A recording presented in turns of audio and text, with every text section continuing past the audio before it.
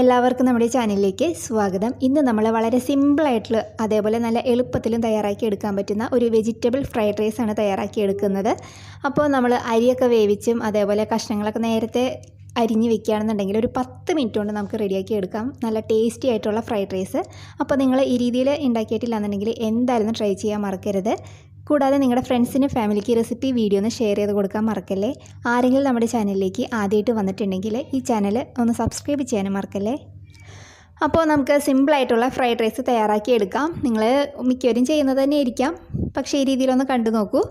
അപ്പോൾ അതിന് വേണ്ടിയിട്ട് ഞാനിവിടെ ഒരു 2 കപ്പ് ബസുമതി റൈസാണ് വേവിച്ച് ഊറ്റി എടുത്ത് വെച്ചിരിക്കുന്നത്. അപ്പോൾ ഞാനതൊരു 3-4 മണിക്കൂർ മുന്നേ തന്നെ റെഡിയാക്കി വെച്ചിരിക്കുന്നതാണ്. അപ്പോൾ നമ്മൾ ഫ്രൈഡ് റൈസിന് നമ്മൾ ചോറ് തയ്യാറാക്കുമ്പോൾ ഒന്നില്ലെങ്കിൽ നിങ്ങൾക്കത് തലേ ദിവസം തയ്യാറാക്കിയിട്ട് ഫ്രിഡ്ജിൽ സൂക്ഷിച്ച് വെക്കാം. അല്ലെങ്കിൽ നമ്മൾ എപ്പോഴാണോ തയ്യാറാക്കുന്നത് അതിന് ഒരു 3-4 മണിക്കൂർ മുന്നേ ചോറ് റെഡിയാക്കി വെക്കുക. അല്ലെങ്കിൽ നമ്മൾ ചോറ് ഉണ്ടാക്കി അപ്പോൾ തന്നെ നമ്മളിത് ഫ്രൈഡ് റൈസ് ആക്കാൻ നോക്കിയിട്ടുണ്ടെങ്കിൽ ഇത് വല്ലാതെ അങ്ങോട്ട് കുഴഞ്ഞു പോകും. അപ്പോൾ അത് നമുക്ക് ആ പാകം ഒരു ഇതുണ്ടാവില്ല കാണാനായിട്ട്. നമ്മുടെ ഫ്രൈഡ് റൈസ് ഈ അരിമണികളൊക്കെ തനിയെ വിട്ട് കിടക്കണം, അതാണ് ഇതിൻ്റെ ഒരു ഭംഗിക്കൊരു ഇതുണ്ടാവണത്. അപ്പോൾ അതേപോലെ ഞാൻ കുറച്ച് സമയം മുന്നേ തന്നെ വേവിച്ച് ഊറ്റി വെച്ചിരിക്കുന്നതാണ്. ഇതിനകത്ത് ഇപ്പോൾ ഞാൻ ഉപ്പും വെള്ളം ചേർത്തിട്ട് മാത്രമാണ് വേവിച്ചെടുത്ത് വെച്ചിരിക്കുന്നത് കേട്ടോ. അപ്പോൾ ഇത് നമുക്ക് മാറ്റി വയ്ക്കാം. അപ്പോൾ ഇനി നമുക്ക് ഫ്രൈഡ് റൈസ് തയ്യാറാക്കാം. അതിന് വേണ്ടിയിട്ട് സ്റ്റവ് ഓണാക്കി ഞാനൊരു പാത്രം വെച്ച് കൊടുത്തിട്ടുണ്ട്. അതൊന്ന് ചൂടായിട്ട് വരുമ്പോഴത്തേക്കും ഇതിലേക്ക് 2 ടേബിൾ സ്പൂൺ സൺഫ്ലവർ ഓയിലാണ് ചേർത്ത് കൊടുക്കുന്നത്. അപ്പോൾ ഞാനിപ്പോൾ ഇത് മീഡിയം ഫ്ലെയിമിലാണ് വെച്ചിരിക്കുന്നത് കേട്ടോ. അപ്പോൾ എണ്ണ ഒന്ന് ചൂടായിട്ട് വരുമ്പോഴത്തേക്കും ഒരു ക്യാരറ്റ് ഇതേപോലെ നീളത്തിൽ കനം കുറച്ച് അരിഞ്ഞത് ചേർക്കുന്നുണ്ട്.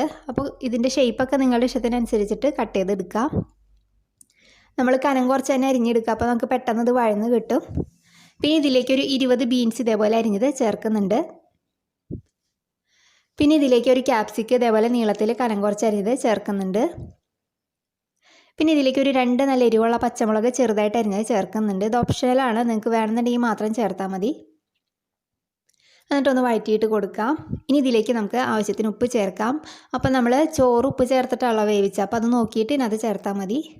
എന്നിട്ട് നന്നായിട്ടൊന്ന് വഴറ്റിയെടുക്കുക. അപ്പോൾ ഇത് നമുക്കൊരു മീഡിയം ഫ്ലെയിമിലിട്ടിട്ട് ഒരു 5 മിനിറ്റ് ഒന്ന് വഴറ്റിയെടുത്താൽ മതി. നമ്മുടെ പച്ചക്കറികളൊക്കെ വല്ലാതെ അങ്ങോട്ട് വെന്ത് പോകേണ്ട ആവശ്യമില്ല, ചെറുതായിട്ടൊന്ന് വഴന്ന് വന്നാൽ മതി. അപ്പോൾ ഇതാ ഈ ഒരു പാകത്തിന് നല്ല സോഫ്റ്റായിട്ട് വന്നിട്ടുണ്ട് നമ്മുടെ വെജിറ്റബിൾസ് എല്ലാനും.